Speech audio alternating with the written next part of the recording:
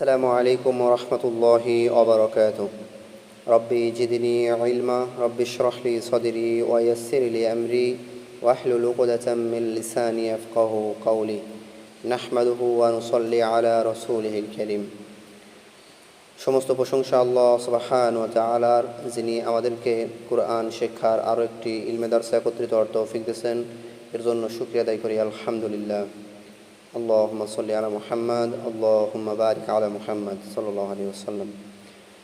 তো আমরা ক্লাসের শুরুতে প্রতিদিনের ন্যায় আজকেও বলে দিচ্ছি যে এটা একটি ডেমো ক্লাস, অর্থাৎ আমাদের মূল ক্লাসের পড়া ভুলে গেলে এখানে এসে যেন আমরা সেই পড়াটা বা সেই নিয়মটা বুঝে নিতে পারি, এটার জন্য এই ক্লাসগুলো রেডি করা।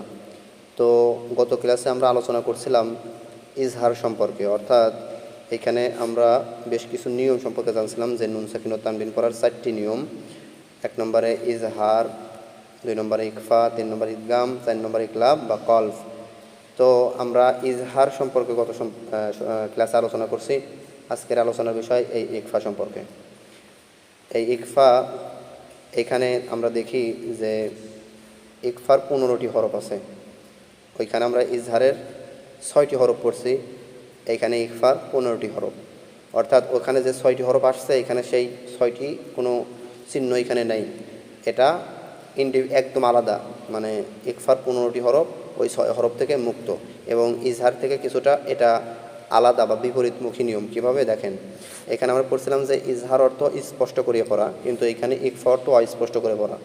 ওইখানে নুন সাকিন ও তানবিন করে ইজহারের 6 হরফ আসলে গুন্না ছাড়া স্পষ্ট করিয়ে পড়তে হয়, আর এখানে নুন সাকিন ও তানবিনের পরে এই 15 হরফ আসলে বা যে কোনো একটি আসলে গুন্না সহ নাকের ভিতরে লুকাইয়া গুন্না সহ অস্পষ্ট করিয়া পড়িতে হয়।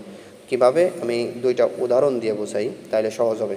তো আমরা যদি এইখানে দেখি যে এখানে কি আছে, এখানে আছে মিম নুন পেশ মুন, দালদের দি মুন দি, রাও পেশ রু, মুন দি রু, নুন জবর না, মুন দি রু না, এরকম হওয়ার কথা ছিল, কিন্তু না।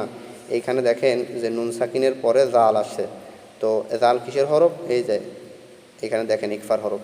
তাইলে এটা গুন্না সহ নাকের ভিতর লুকাইয়া অস্পষ্ট করে পড়তে হবে। কেমন? এরকম মুং, অনেক অনেক স্বর আছে না বাংলাতে, অনেক স্বর, তো অনেক স্বরের মতো অনেকটা মুং জিরুনা, মুং জিরুনা, নাকের ভিতর একারি পরিমাণ টেনে ধরে রাখবেন গুন্না সহ।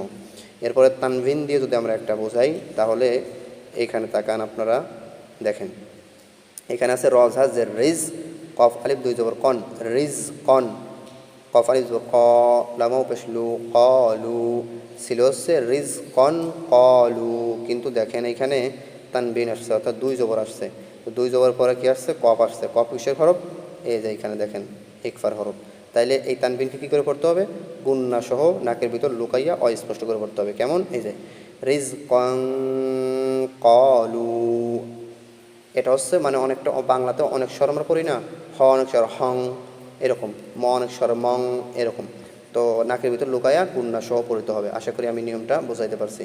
আল্লাহ আমাদের বোঝার এবং আমল করার তৌফিক দান করুন। ওয়া আখির দাওয়ানা আনিল হামদুলিল্লাহি রাব্বিল আলামিন।